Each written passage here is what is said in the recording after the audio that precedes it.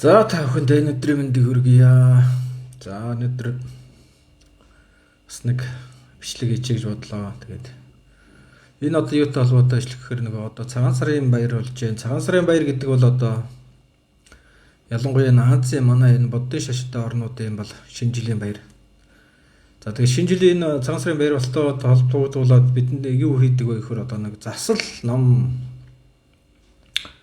хийнэ гэдэг нь асуудал гарч ирдэм маа. Одоо жишээ нь шинэ 15 удахгүй болох ч юм. Тэгээд одоо шинэ 15-аас өмнө хүмүүс заслам хэлэх гэдэг гандан дээр болоо бужигнж байгаа гэд сонсогдож байна лээ.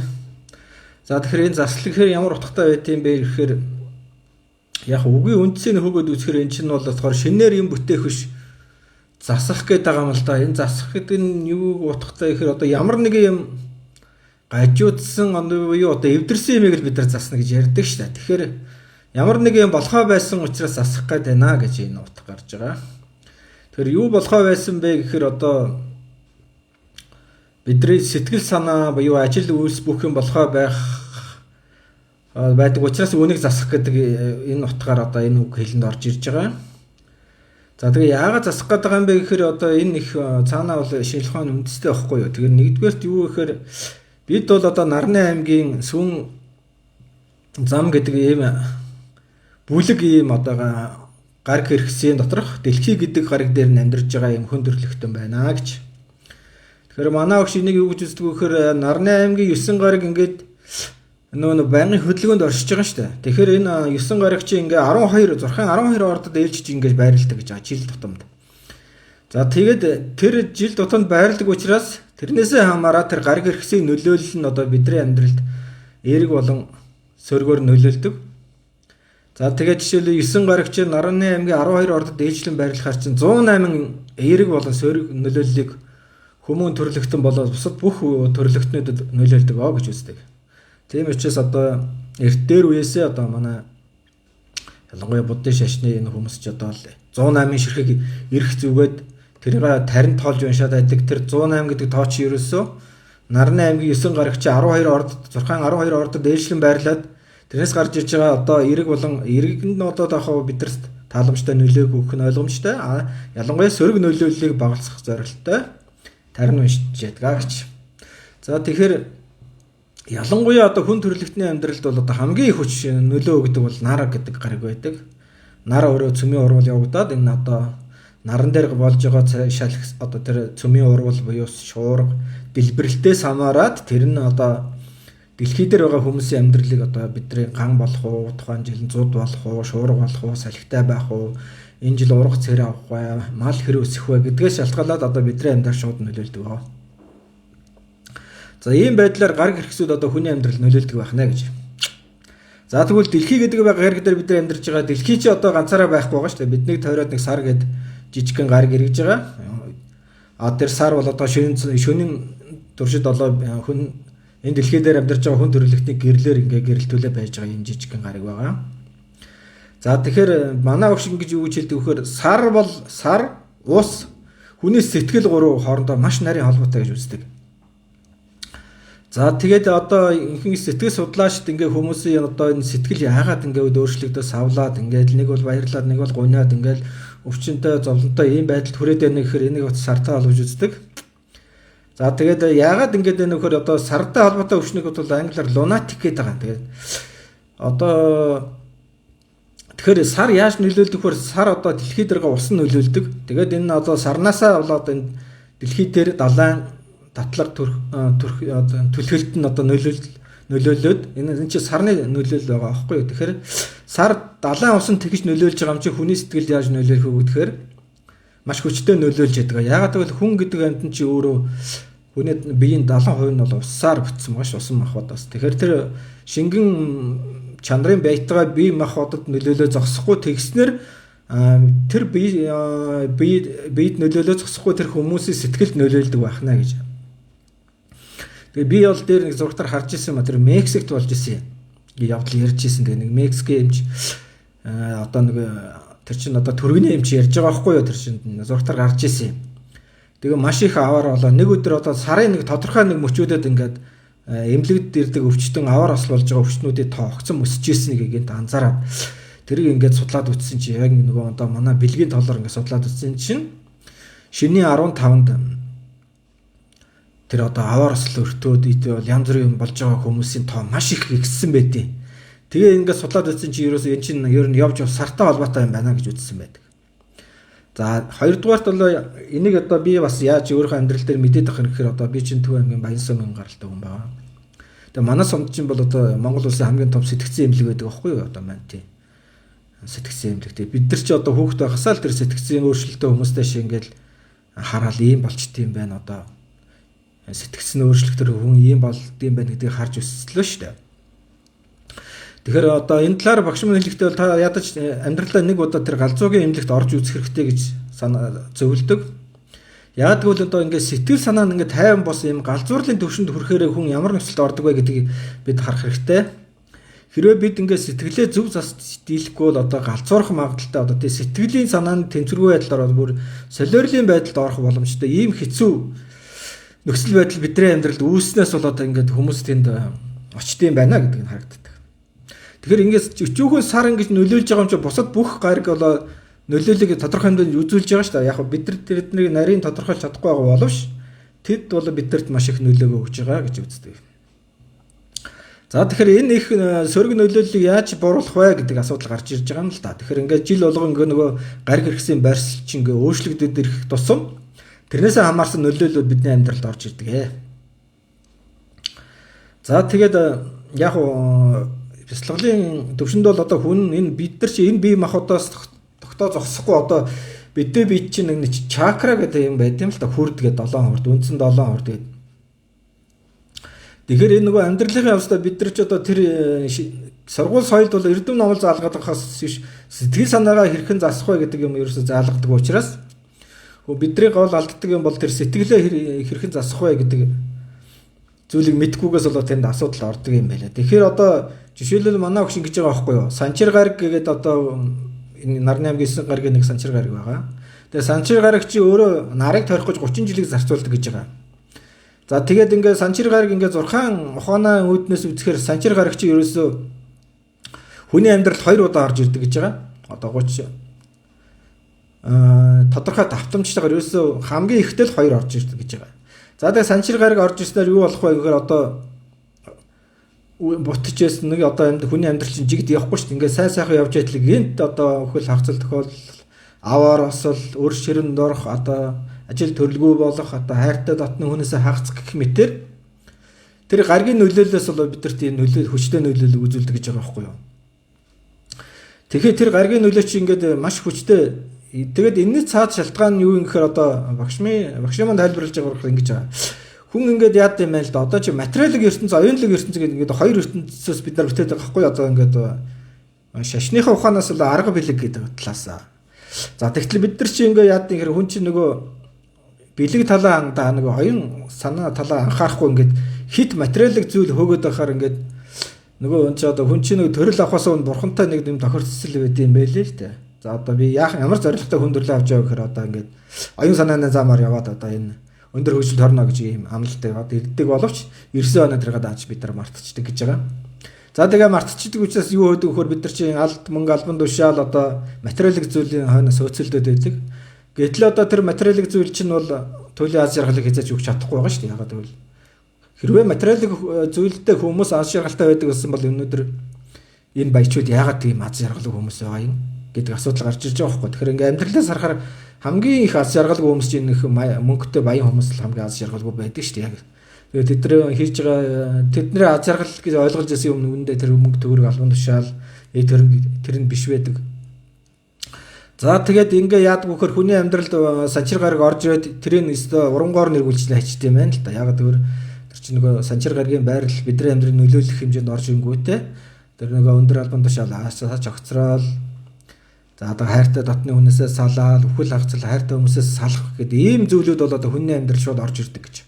Тэгээ энэний цаад шалтгаан нь юу юм гэхээр тэр чинь нөгөө тухайн хүн нь ингээд нөгөө оюунлаг тал руугаа явна гэж амлалтсан хүн чинь энд ирчээд материалын зүйл хөөгд ахаар тэрийг нь одоо сэрэхийн тулд тэр гаригуд биднэрт ийм бэрхшээлийг бий болгодог гэж үздэг байхгүй юу. Тэгээд тэрнээсээ болоод одоо зүг зүгээрээс хүмүүс чи гинтэнд амьдралд нь ингээ хоронгоороо иргэсэн үйл явдал тохиолдсон хохонд энэ шалтгааныг хүн бол өөрөө ихгүй хайж эхэлт юм байна л да. Одоо яагаад юм болчих вэ? Тэгээ явсаар бол одоо тэр энэний цааш шалтгааныг бол өөрөө хичээл зүтгэлээр олж мэддэг гэж байгаа. За одоо хүн одоо бид нар харж мэдэхгүй болохоос бидэрт бол үндсэндээ 7 хурд байгаа. Тэр 7 хурд чинь одоо ерөөхдөө гажиж гэн гэсэн үг л дээ. Тэр 7 хурдээр дамжиж бид нар энерги ирчмөж авдаг байхгүй юу? Тэгэхээр тэрийг одоо ерөөхдөө засах хэрхэн засах вэ гэдэг асуудал гарч ирж байгаа. Тэгээ энэ гариг хэрэгслийн байршлаас хамаарат хүний амьдралд ийм саад бэрхшээл маш олон зүйл тохиолдог учраас энийг засах хэрэгтэй гэж үзээд одоо ийм засал гээд эртнээс ирээд монголчууд хэлгэж байжээ. Тэгэхээр энэ заслаа хийх тал дээр бол би бол заслаа хийх хэрэгтэй гэж бодож байна. Манайхад одоо бус орнууд бол одоо Хятад гэдэг орнуудыг бол бидэрт боломж нь биш үү? Гандан очиж заслаа хийлгэж болж байна. За бид нар одоо яг хуу бяцлаглын бид нар бол одоо энтэгт хавар бол шавратын баяр гэж болдог, намар навратрын баяр гэж болдог. Тэрэн дээр бол чанди хомо гэдэг том уншлага номууд уншдаг. За тэр нь яадаг хөө дандаа цагаан холтой пүндит гэдэг энэ тодорхой хэмжээнд эрдмийн цол авсан тийм хүмүүс 100% одоо цагаан холтой тийм санскрит хэлэн дээр тарин уншдаг. Тэгээд одоо та нар ингээд тарин унш одоо бид нар ганданд очиод заслаа хэлгээхээр тэр лама юу хийж байгаа гэхээр тарин л уншиж байгаа шүү дээ. Тэр тарин хаанч очисан адилхан одоо ингээд буддизм дээр очихоор танд чам одоо лам багш тарин уншиж өгнө. Христийн шашин дээр очивол бас л магтаал гэж байгаа одоо магтаал. Ямар ч шашинд очисон ингээд тэр засал нь болохоор ерөөсөө магтаал юу мантра тарин уншдаг. Тэр мантра тарин уншиж байгаа нь яаж байгаа гэхээр бидний амьдралыг энэ даалт ертөнц ингээд харилцдаг эрхшээж яадаг юм байна. Бид бол өнөндөө эрхчлөөтэй гэж өөрөө одоо 100% эрхчлөөт хүсэл зэрэг эрмэлзэлтэй хүн гэж үзээд байдаг боловч бид бол даалт хүчний нөлөөнд амьдардаг юм байна. Тэр даалт хүчнийг тэнгэр одоо нөө бурхан тэнгэр сахиус гэж одоо юу гэж нэрсэн хамаагүй. Тэр даалт хүчний нөлөөлдөг ганц юм тарин байдаг. За тэгэхээр тэр тарины заслыг хийх ёстой гэж. За тэгээ гандан дээр очих юм бол лам багш танд одоо тэр лам нар чи өөрсдөө ингээд олон зуун жил багшаас багшид уламжилж ирсэн тэр гал одоо жихөө галын тахилга гэж байдаг шүү дээ. Манай одоо бяцлагч гэсэн галын тахилга гэж байдаг. Курс тодорхой курсэд суугаад ведийн том мэдлгүүдийг сонсоод авшиг аваад ийм цол аваад ийм гал тагтгаа. Тэрэн дээр галаа дахиад тарин уншдаг. Яг тэрнтэй адилхан лам нар бол одоо яг мантра тарин уншаад тэргээрээ одоо та бидний одоо тэр ажил амьдралынхаа үйл хэрэгээ тэр бурханд даатгаж байгаа хэлбэр байхгүй юу. Тэгэхээр тэр бүх тарин уншлагуудын одоо орчуулад үзэх юм бол ерөөсөө магтаал гэдэг бурханы магтаал байдаг юм аа. За тэгээ ялангуяа одоо хятад бол одоо коммунист нийгэм учраас нөгөө шашин одоо ингээ сум хийд заслам гэж баг байдгүй юм байлээ би яваад үзсэн тэгээд. Тэгвэл нэг энэ тухай нэг манай багш ялжсэн маань хятадын нэг айхтар хүний тухай ярьсан. За тэр яасан гэхээр тэр бол ерөөсөө он тарин уншдаг тийм нэг хятад хүн байсан. Тэгээд өөрөө эдгэшгүй өвчнөд тусаад маш хэцүү байдалд ороод тэгээд ерөөсөө ганц одоо ерөөсөө би ер нь хөх юм байна гэж одоо тэр ягаад ч юм дээд өвгөн тийм лам хүн байсан ямар ч гэсэн ум тарин уншихаар шийдээд ум тарин уншсан байдаг. Тэгээ ум тарин уншсаар гоо тэр тарныхаа дууныхаа заслаар одоо тэрний өвчин эдгээд өөрөө бүр өрөөл болоод тэрийгээ бүр хүмүүс зааж өгөөд тэгээд тэр тарныг уншсан хүмүүс эдгэж бүр тэр маш хүчтэй засал болж ингэж эдгэсэн. Тэгэхээр энэ ерөөсөө мантра гэдэг юм чи өөрөө нэрвүүлжүүлдэг юм байна. Хүнийг ариусгах юм байна гэж байгаа шүү дээ. Тэгээ ертөнцийн үүслийн тухайд чи ярих гэдэг. Ер нь бол ертөнцийг бол умаас үүссэн гэж үздэг. Тарин. Одоо яг бид нар тарин л гэж байгаа умаас үүсээд ертөнц одоо уусан алга болохтой тэр ум руугаа шингэнэ гэж ярьдаг. Тэгэхээр тарины заслаг гэдэг чинь зүгээр дангаараа л маш хүчтэй байдаг байхгүй юу? За яг бяцлаглын бид нар бол яг өдөр бүхэн бяцлал хийж байна, дасгал хийж байна. Бас давхар тарин уншиж байна. Одоо манай амьдрах урлагт бол ийм галын засал хийдэг багш нар маш олон байна. Тэргээ хийж тэр хүн ярьж уншуулж болж байна. Эсвэл одоо ламаар заслаа хийлгэж болж байна. Бүр болохгүй л өөрөө ч гэсэн тарин уншаад заслаа хийх боломжтой. Ялангуяа одоо тэр тариныг уншаад бол тухайн хүн сэтгэлийн цэвэр ариун байдалтай байх хэрэгтэй байдаг. Тэр одоо хүн бүхэн бол мантра тарин уншаад байх боломж байхгүй учраас бид нар бол лам мөгш юм уу тийм одоо тусгай мэрэгссэн тийм тарин уншсан хүмүүст тодорхой төлбөрийн нөгөө заслаа хийлгэж чинь одоо энэ ч одоо яг тодорхой мэрэгжил шахуу бодолч байгаа байхгүй тийм учраас тэргүй хүмүүсээр заслаа хийх нь зүйтэй.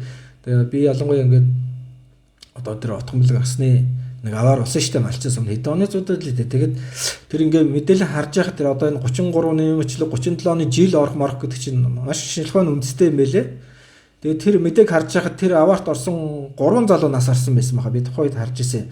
Тэгээд тэр ингээд он сарын харахаар яг 37-ны жил орсон 3 залуу нас орсон байсан байхгүй. Одоо тэгээд тэр аваар осол тэр цикл одоо тэр мөчлөг гэдэг чинь бол ямар ч үндэсгүй биш, маш шинжилгээний үндэстэй учраас тэр юун дээр маш хүчтэй гаргийн нөлөө өрөөд одоо тэрнээсээ болоод ингээд бид аваар осол янз бүрийн болохгүй бүтгүй юмд орд юм байна гэж.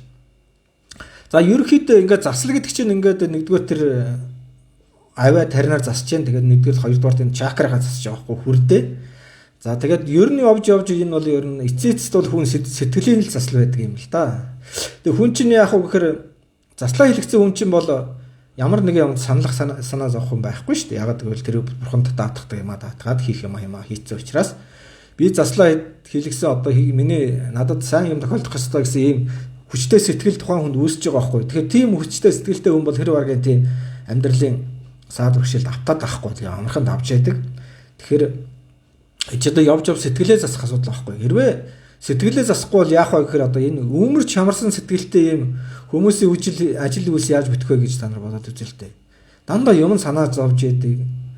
Ингээл одоо тэгч болоо ингэч болоо гэдэг ингээд айдсгүй санаа зовнилтай байгаа сэтгэл бол юу өнд хөрөх вэ гэхээр санаа зовсон сэтгэлдээ бид нар ажлын амжилттай бүжтэй хийсэж чадахгүй гэж байгаа шүү дээ. Яагаад гэвэл аливаа юм санаа зовж үргэлж тийм байгаа сэтгэл зүйд чинь одоо тийм нөгөө хүний бодол ямар байна, хувь тавилан тийм байх гэдэг шиг ингээд болохгүй бүтгэнийг ингээд бодвол ингээд сэтгэл нь өмөр чамарсан хүн бол сэтгэлийн зовлонтой байх өгөө. Тэгээд тэр хүний сэтгэлийн зовлонтой хүний хийсэн ажил гараас нь олигтой ч бүтээл гарахгүй, бодол санаа ч олигтой болохгүй. Тэгээд тийм болсон хүний ажил үйлс бүтэхгүй учраас тэрний амьдрал нь одоо бүтэмжгүй болох үндэс нь бол тэр сэтгэл санаатай л холбоотой. Тэгэхээр явж ингээд бүх засалч нь одоо хүний сэтгэл санаатай холбоотой учраас одоо сэтгэлээ зөв засаад байгаа хүнд бол яг заавал засал хийх шаардлагагүй байж болно шүү дээ. Яг тэгвэл тэр сэтгэл нь маш хүчтэй. Юу ч тохиолдолд би энэний ард гарна гэсэн тийм хүчтэй сэтгэл бол өөрөө засал байхгүй юу. Тэгэхээр яг миний бодлоор бол хүмүүсийг энэ заслаа хийлгээсэй гэж бодож байна. Тэгээ гандан одоо өөрсдөө уншиж чадахгүй л гандангаар уншуулж болно, чаддаг хүнээр нь уншуулж болно. Тэгээ өөр тохирсон тариныг уншаад, номыг уншаа, бясалгаад ингээд байвал энэ одоо заслаг гэдэг юм бид нар тэрхтээ байх нэ. Тэгэхээр энэ ялангуяа энэ гал дахин гэдэг энэ буддын шашинч байдаг манай энэ бясалгалдч байдаг энэ галын засал. Манай тэр бясалгалд явсан энтгэгт явсан хүмүүс ярьж ирсэн юм аа манай ингээд. Тэгээд яасан гэсэн чинь тэд нар ингээд ведийн том эртний мэдлэг сонсоод ингээд ангаараа явсан байгаа юм. Тэгээд тэр чинь нөгөө олон үндэсний хүмүүс сурж байгаа шүү дээ тэрэнд чинь. Ганцхан монголчууд очихгүй дэлхийн 200 гаруй орноос оролцож байгаа. Тэгээ нөгөө тэр мэдлэг заасан багш хэлсэн байгаа. Монголчууд байна гэсэн Монголд нэлээд монголчууд байсан байгаа. Тэгээ гараа ор гэсэн. Тэгээд тэр манай бэдийн багш хэлсэн байгаа. За энэ галын дахилга гэдэг бол монголчуудаас ихтэй юм аа гэж. Тэгээ манай хэд бүр гайхаад яагаад гэсэн чи эртнээс монголчууд юм гал тагчээс уламжил байжээ. Тэгээд одоо энэ ч бас үндэстэй байх гэж би бодоод байгаа. Яагаад гэвэл Гүрүжи манай багш одоо энэ Улаанбаатар ажиллаад байгаа тэр нисхийн ортонд бид хүлээж авахтаа хэлчихсэн. Монгол улсын төрийн далбаан дээр одоо төрийн соён байгаа. Соён бүсгний дээр сар байгаа. Сарны дээр гал байдаг. Одоо ингээд тийм сар галыг тагсан үндэстэй дэлхийд дээр тийм олон биш шүү дээ. Тэгээд тэр энэ гал яагаад монголчууд эртнээс шүтэж ирсэн бэ гэхээр одоо энэ гал одоо миний бодлоор энэ гал энэ дэлхийн гол цөмд чинь бас гал байгаа шүү дээ. Галын цөм, халуун цөм. Тэр чинь нэгсэн гал юм. Тэр энэ галын орноос ирсэн хүмүүс монголчууд бол тийм галын ертөнцөөс ирсэн юм үндэстэй юм аа гэж. Тэгээд одоо энэ монголчууд нөгөө тухайн курс суужсэн хүмүүс хамгийн төрөвгнээс суулгаад одоо бидний ч өстой маш их хүндлэлээ гэдэг ярьжсэн байхгүй. Тэгэхээр энэ монголчууд бүр дээр үесэл тэр гал шүтэл тэр тарин номыг уншаал тэр заслаа хэлгээл даатгал явж ирсэн юм бэлээ. Тэгэхээр энэ бол цаана тийм утгачлалтай юм байлаа. Тэгэхээр та бүгдийг одоо ганданд одоо тэр хийдэд өөрсдийнхөө ном заслаа уншуулах хэрэгтэй гэж зөвлөх байна. Яг одоо бяцлал дасгал гэдэг тэр өөрсдөө тарин ном уншдаг хүмүүс бол өөр өөргөө тэгээд заслаа болчих واخа гэж бодож байна. За тэгээд ерөөхдөө ийм гариг иргэсийн хүчтэй нөлөө ийм биднэрт ингээд нөлөөлдөг учраас бид тэр засал гэдгийг маш зөв ойлгож засуулж явах ёстой шүү гэж төвлөө. Тэгээд тарин ном унших энэ чинь бүх цаанаа учир утгатай юм байлаа. За тэгээд ингээд заслаа хэлэх хэрэгтэй. Одоо заавал шинэ 15-нд амжихгүй болсон чинь шинэ 15-наас хойш заслаа хэлэхэд бол надад асуудал өгж бодож байна. Тэгээд далд ертөнц буюу Тэнгэр бурхандаа бүхнээ даатгаад засал номоо хэлгээд уншуулаарай гэж миний хувь зөвлөх байна. За тэгээд засал гэдэг бол ийм утга учиртай юм байд юм байна гэж өөрийнхөө олж мэдсэн зүйлээ тавгтаа олцох юм байна. За баярлалаа.